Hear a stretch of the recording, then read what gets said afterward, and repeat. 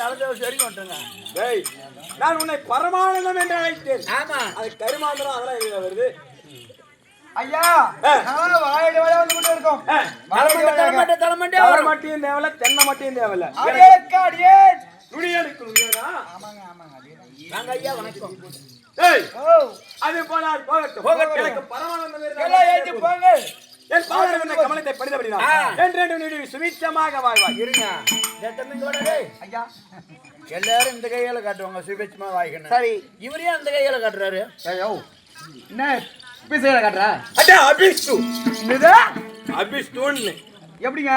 ஏய் ஓ இந்த வலது கரத்துல அக்கினி ரேகை ஓடுதுடா. ஓ அக்கினி அக்னி ரேகை. அப்படின்னா தண்ணி தண்ணி பகை இல்லை. நெருப்பு பகவுண்டா. பகையே கிடையாது. தண்ணிக்கு தண்ணி பகவுண்டா. அங்க பாரு. நெருப்பு பகவுண்டா. பகையே கிடையாது. தண்ணிக்கு தண்ணி பகவுண்டா. பகையேடா. ஏய் நெருப்பு கிச்சு வைடா. என்ன கையில வைடா. அம்பி கை நீட்டுங்க. ஏய் ஒருப்ப போற விட்டுற போறா. நான் புரிஞ்சுக்கிறேன். அவன் விட்டாலும் விட்டுருவான். என்ன வேணாடா காய்ச்சி விடிஞ்சுன்னு ஏனாம ஒரு 2000 ரூபாய் என் மாமியால போனோம். ஏய் நம்ம தாயால மகனே ஓட்ட நீ ஓட்ட கிரோன மண்ணு. ஐயோ அங்க போங்க. அம்மா பேச்சு விடாதீங்க. ஏடா ஈச்ச முள் என்ன பண்ண முள்ள சொன்னீங்க? ஈச்ச முள்ளா? அது சீ பிடிச்சுக்கும். அந்த மலையை விட்டா எங்க அம்மா தாங்குமா? ஏய் ஏன் இந்த இடது கரத்தால ஆசீர்வாதம் செஞ்ச? ஏன் அது தெரியுமா?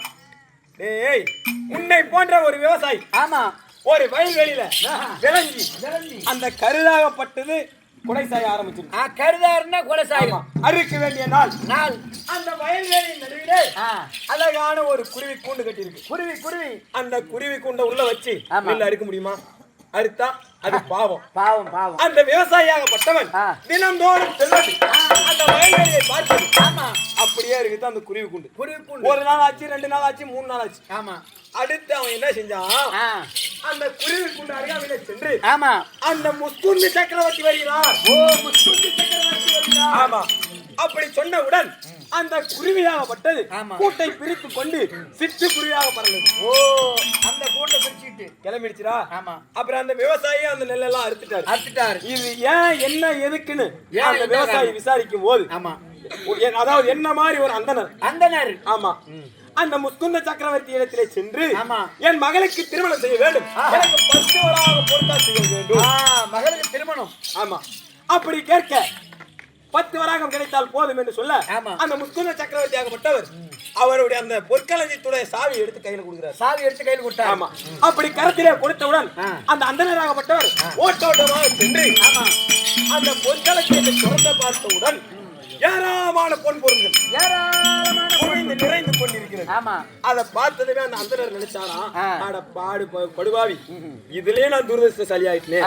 நான் 10 பவுன் கேட்டவன், 10 பொற்காசு கேட்டவன், ஒரு 5 பொற்காசு சேர்ந்து ஒரு 15 பொற்காசு கேட்டுக்க கூடாதா அப்படி என்று நினைத்துக் கொண்டு சரி 10 பொற்காசு தான் கேட்டோம், 5 பொற்காசு எடுத்தா அந்த மன்னருக்கு என்ன தெரியவா போகுது அப்படி என்று இந்த வலது கையாகப்பட்டது 10 பொற்காசு எடுத்து 11வது பொற்காசு எடுக்கலாம் என்று கற்பனைத்தவுடன் அந்த நாராயண சக்கரமாக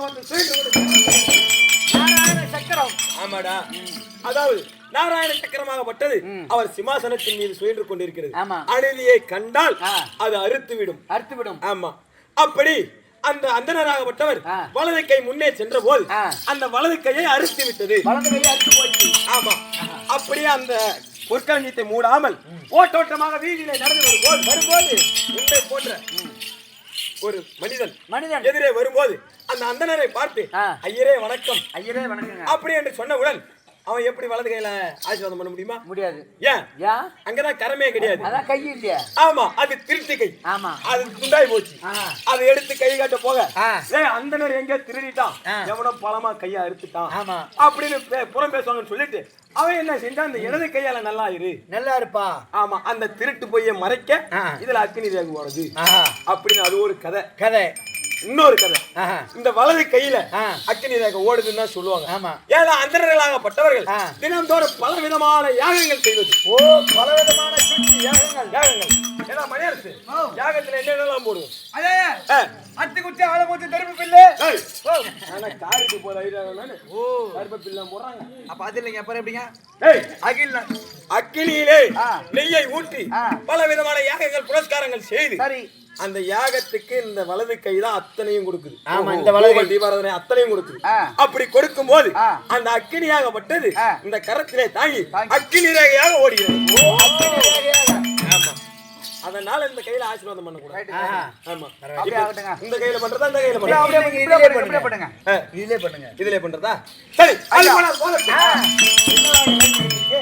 தெருக்கூத்து நடக்குதுங்க. தெருக்கூத்து. ஆமாங்க. என்ன ஊரு, எதற்காக கூத்து? தொண்டானூர் பள்ளிப்புட்டு.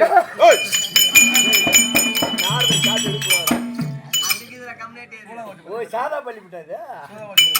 தொண்டானூர் பள்ளிப்பட்டு எங்க? அது அந்தாண்ட இருக்குது. சூளாங்குறிச்சி பள்ளிப்பட்டு. ஐயா, நீங்க வந்திருக்கீங்களே, ஒரு ஆளை பார்த்தா கையில கொண்ட கட்டை, கழுத்துல உத்திரத கொட்டை, கையில பூணூல் பட்டை, அதான் பூணூல் பட்டை, கட்டை. எந்த ஹோட்டலுக்கு தண்ணி மொண்டு ஊத்த போறே பொட்டை. சபித்து விடுவேன். வேற வார்த்தை கேட்டா சபித்து விடுவேன். நாங்க சாப்பிட்டு விடுவோம். ஐயா, என்னை சீண்டியால் உன்னை ஒரு பொட்டை கைதியாகும். ஐயோ, தாலகர ஒரு ஆண் கைதியாகும். ஐயோ ஐயோ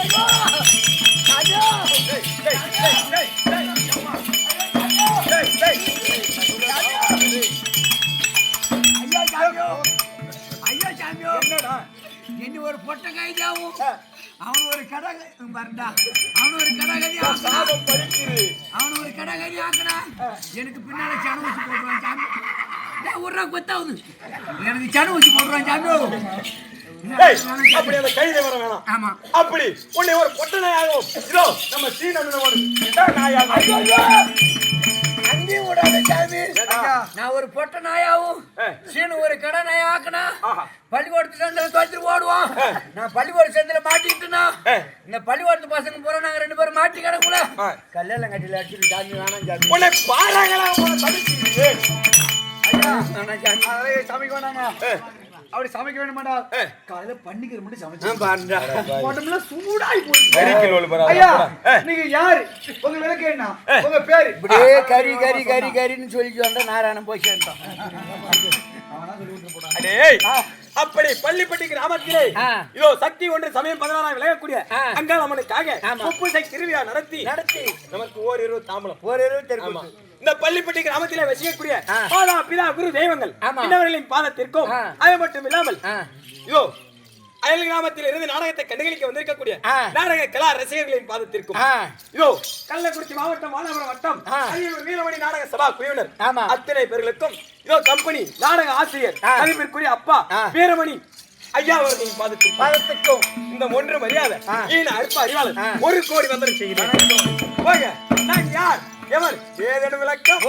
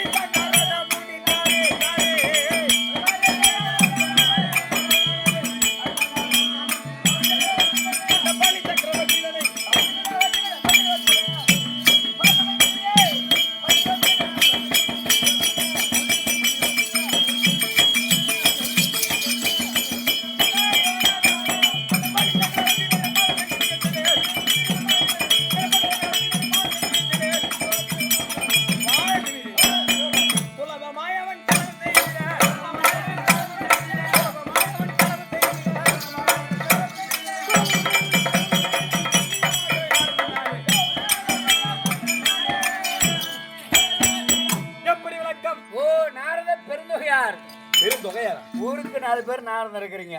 இங்க இருக்கு தங்க மூட்டி ஒருத்து, அங்க இருக்கு தங்க மூட்டி ஒருத்து, இங்க இருக்கிற கலக்கு தங்க மூட்டி ஒருத்து, அப்படி இப்படி நல்லது சொல்லி கோட்டை குடிக்கிறதுலாம் இருக்கிறாங்க.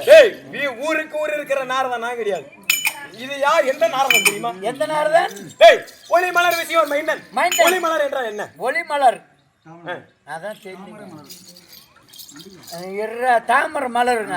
ஆமா, தாமரை மலரை அமரக்கூடியது யார்? ஓ, கலைவாணி. அந்த கலைவாணியின் மகன். ஓ, கலைவாணிக்கு மகன். ஆமா, பிரம்மதேவனுக்கும் ஆமா கலைவாணிக்கும் வளர்ப்பு மகன். ஓ, வளர்ப்பு பிள்ளை. ஆமா, நான் எப்படி பிறந்தேன் தெரியுமா? யாருக்கு தெரியும்? டேய், நான் யாரு தெரியுமா? யார் வீட்ல வளர்ந்தேன் தெரியுமா? அட கைதட்டி நான் பிறந்தேன்.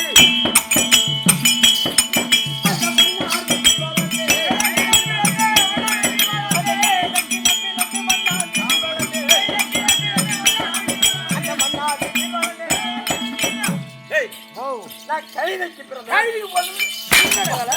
கைதிக்கு போறா கைதிக்கு போறது கைதிக்கு போறது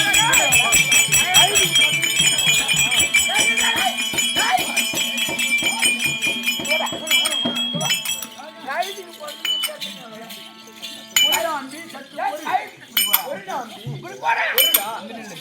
கைதி போறது நீங்க என்ன வேலை இப்படி போ நாங்க எப்ப கைதி நாங்க எப்ப விடாத வரவங்க வரவடா நாங்க எப்ப விடாத வரவடா வரக்கூடாது கைதி போறது கைதி போறது கைதி இன்னைக்கு உங்க நேரம் நீங்க அடிக்கிறீங்க இந்த நாட்டிலே கடவுளுமே நாடகம்னு கத்துக்கிட்டதுல இருந்து ஒரு அடி வாங்காதவன் ஒரு ஆள் ஆட்டம் பாக்குறான். அது எனக்கு தெரியும், நானும் கவனிச்சேன். ஒரு அடி கூட வாங்க மாட்டேங்கிறான்ப்பா, நீதான்ப்பா வாங்குறேன். அது அவரு வாங்க வரோம். ஆனா அவன் சகட்டி அடிக்கிறான். அவன் மேல நானும்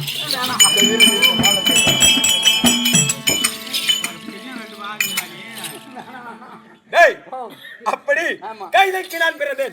எப்படிடா கைதைக்கு பிறந்த ஆனா ஒரு ஆண் உயிர் உள்ள ஆண் மகனா ஒரு மனுஷனா நிக்கிறேன். எப்படி அதாங்க கைதிக்கு போடணும்னு இங்க என்ன வேலை? எப்படி அதாவது ஊர்வசி அம்மனாகப்பட்டவர் மீது காமத்தை கொண்டு என் தந்தையா விளங்கக்கூடிய அந்த பிரம்மதேவனாகப்பட்டவர் துரத்தி கொண்டு வருகிறார். அப்படி துரத்தி கொண்டு வந்த போது ஊர்வசி அம்மனாகப்பட்டவர் பூலோக மார்க்கமாக ஓடோடி வந்த போது வண்டார் வீட்டுல என்ன இருக்கும்? வண்ணா வீட்டுல கைதான் இருக்கும். அப்படி அந்த கைதை கூட்டத்தின் நடுவிலே அந்த ஊர்வசி அம்மனாகப்பட்டவர் ஒரு பெட்டை கைதியாக உருவெடுத்தார். ஊர்வசி அம்மன். ஆமா, அதை அறிந்த எனது தந்தையாகப்பட்ட பிரம்மதேவனாகப்பட்டவர் தன் ஞான திருஷ்டியால் அறிந்து அவர் ஒரு கிடா கைதியாக உருவெடுத்தார். கிடா கைதியா உருவத்தார். கைதைக்கு கைதை இணைந்து கைதிக்கு கைதுங்க இணைந்து எந்த கைதரா? அந்த கைதை. அப்படி இணைந்த உடனே ரிஷிபண்டம் ராத்தாங்கால வழியால் 3.25 நாய்களை நான் ஜனித்தேன். ஓ, அதான் கைதிக்கு போறியா? ஆமா, அப்படி ஜனித்து நான் ஜனித்தது எந்த இடம்? எந்த இடம்? வண்ணார் வீட்டுல. வண்ணாமுட்டுல. ஆமா, அப்படியே அந்த வண்ணார் வீட்டுல விட்டு சென்று விட்டார். வண்ணார் வீட்டுல விட்டுட்டாங்க. ஆமா, ஆனா எனக்கு இன்னொரு பேர் இருக்கு. எனக்கு இன்னொரு பேர் இருக்குல்ல? என்ன பேரு? அதாவது அவர்கள் வைத்தது நாரதன். நாரதன். இன்னொரு பேர் இருக்கு, எல்லாம் சொல்ற பேர் அதான். என்னங்க? என்ன பேர் கேக்குறீங்களா? கலகக்காரன் கலகக்காரன்.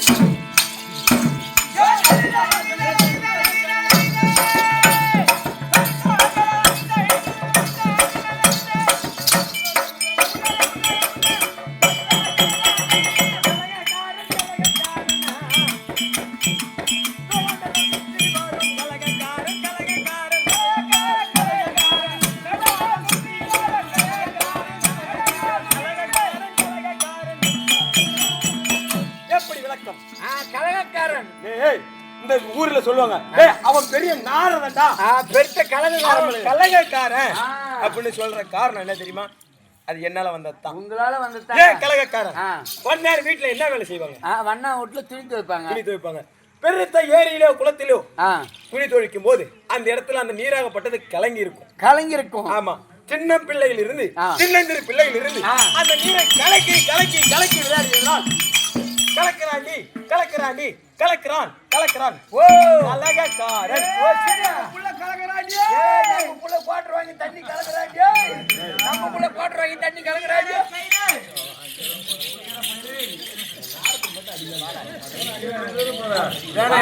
வேணாம் அம்மா, உடம்பு சரியில்லைம்மா. மேலகளை முடிச்சிடாத அம்மா, உடம்பு சரியில்லைம்மா. அப்படி கலகக்காரன் என்று பெயர். ஆமா, சரி, அது போனால் போகட்டும்.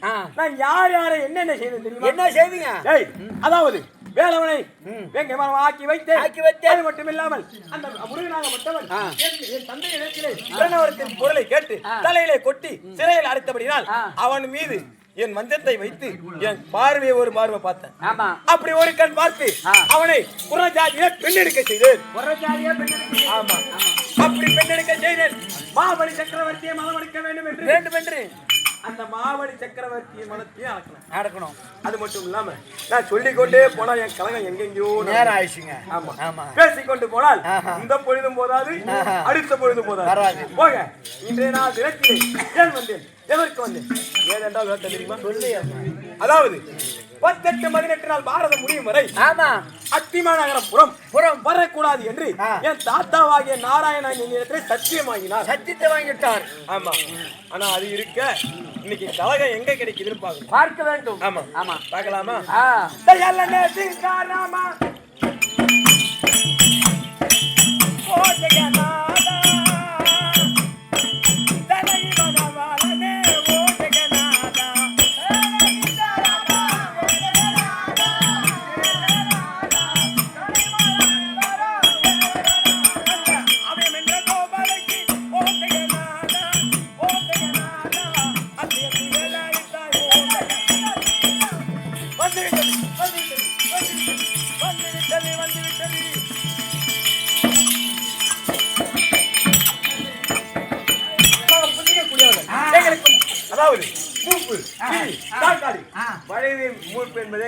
ஓ அதெல்லாம் வர ஒரு நாளும் எங்க முடி நரைக்காது.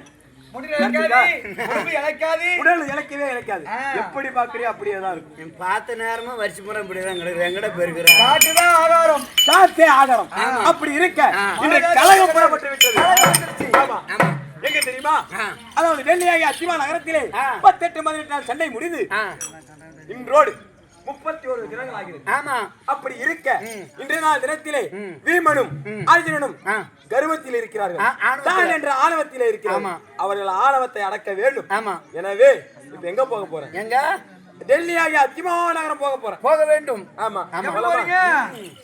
அத்தினாபுரம் சொன்ன நாடியே நாரதமுனி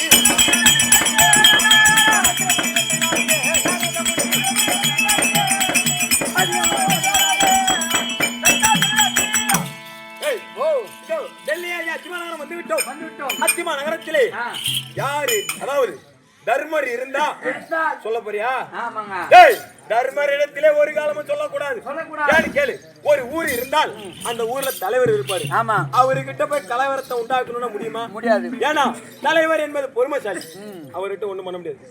அந்த பீமர் இருந்தாலும் நாரதர் வந்திருக்கிறேன் அப்படின்னு மட்டும் சொல்லு போ. ஐயா மகராஜ்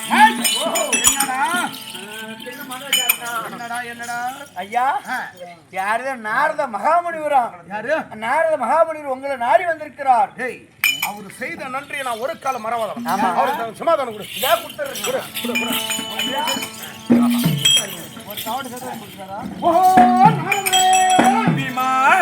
நாடி வந்த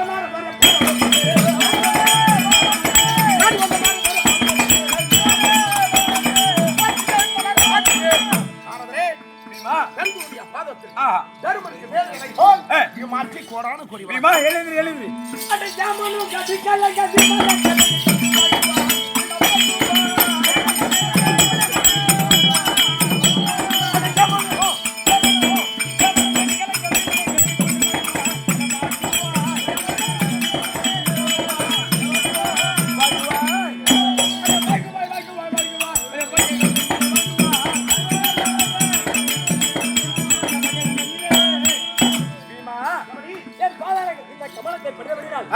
என்றென்றும் நீடு சுபிச்சமாக வாழ்வாய். நாரதரே எந்தானை இந்நாட்டி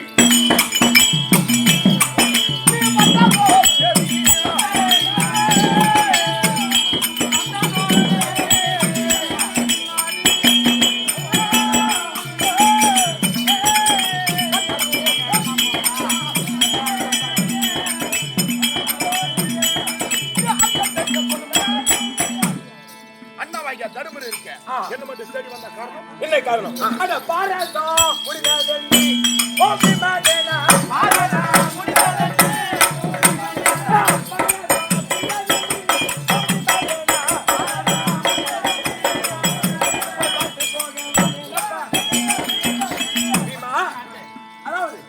அதாவது 18 18 நாள் சண்டையிலே அதாவது பீமனாகப்பட்டவர் யானை வலம் பொருந்தி யுத்தம் செய்தார் அப்படின்னு என் செவியாலதான் கேட்டேன் தவிர என் கண்ணால நான் பார்க்கல. சரி, அப்படி இருந்தாலும் பாரதம் முடிந்து 32 தினம் ஆகிறது. சீரும் சிறப்புமாக நான் அதாவது பீமன் இருக்கிறார் அப்படின்னு கேள்விப்பட்டு பார்க்கலாம் என்று வருகிற வழியில அங்கதான் ஒண்ணு என்னன்னு கேளு. வருகின்ற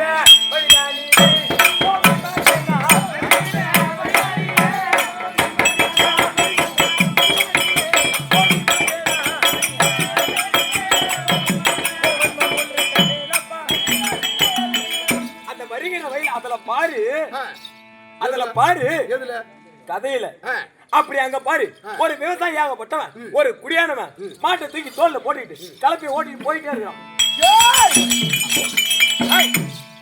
வயதான காலத்துல வார்த்தை மாட்டை தூக்கி தோல்ல போட்டுட்டு கிளம்பி ஓட்டிட்டோமா? அதாவது நான் வார்த்தை தவறிட்டு மாட்டை ஓட்டிக்கிட்டு கிளம்பி தூக்கி தோல்ல போட்டுட்டு போறான். அது ஒண்ணும் கிடையாது. உன்னை பார்க்க வந்த ஒரு சந்தோஷம், அவன் சொன்ன வார்த்தையில ஒரு துக்கம், ஒரு சலிப்பு, குணக்கம். அவன் என்ன சொன்னா தெரியுமா? என்ன சொன்னா தெரியுமா? என்ன புத்தி இல்ல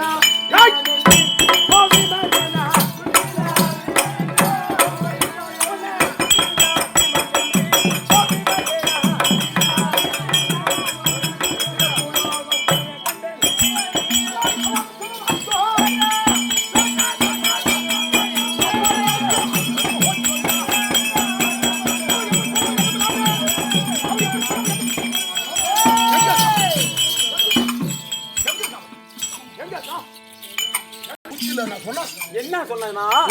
ஏன் சொன்னானா? இந்த அர்ஜுனனுக்கு அறிவுக்கு புத்தியே என்ன காரணம் கேட்டதுக்கு அவன் என்ன சொன்னா, நான் இந்த முடிய 18 நாள் சண்டையிலே சீவனாகப்பட்டவர் எதை எடுத்தா அந்த அர்ஜுனனாகப்பட்டவர் வில்லு எடுத்து சண்டை செய்தார். உண்மைதானே? அப்படி சண்டை செய்த சரி இந்த பாரதம் நடந்தது எதனால அப்படின்னு கேட்ட போது அந்த தர்மனாகப்பட்டவன் சூதாடுனா. அப்படி சூதாடும் போது அவன் என்ன சொல்றான்? அந்த சூதாடி தர்மனிகா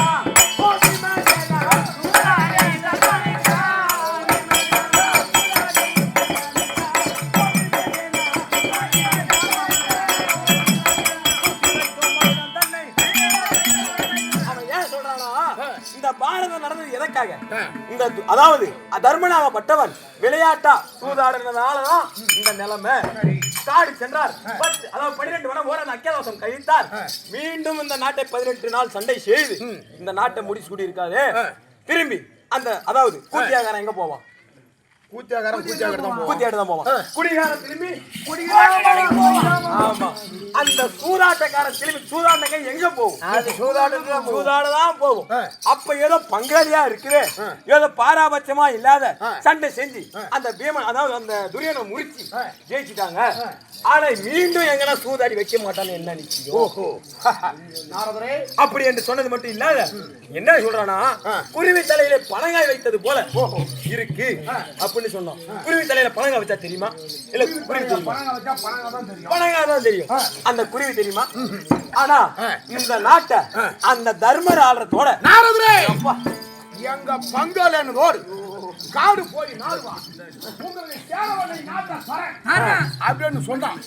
வேற ஒரு நாட்டரசரிடத்தில் இந்த நாட்டை வைத்து தோத்து விட்டால் எங்களால் மீற முடியுமா? முடியாது. இளமை உயர கொடுத்து நாட்டம் வைத்தோம். இப்ப முதுமை எங்களால முடியாது. இப்ப வயசாகி போச்சு. சூதாடின கை மறுபடியும் சூதாடன போ. அதனால அந்த தர்ம இந்த நாட்டை ஆடுறதோட இந்த பீமை இந்த நாட்டை முடிச்சுட்டானே எப்படி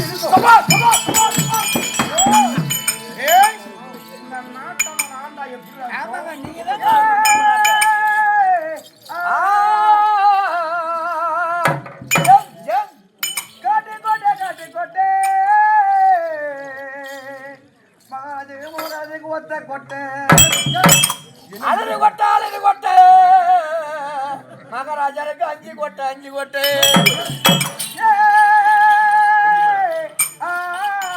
செஞ்சு மாலை இவன் மகன் அம்மாளுக்கு என்ன முடி சொல்றேன் பாத்தாது. நீ சொல்வதுதான் உண்மை.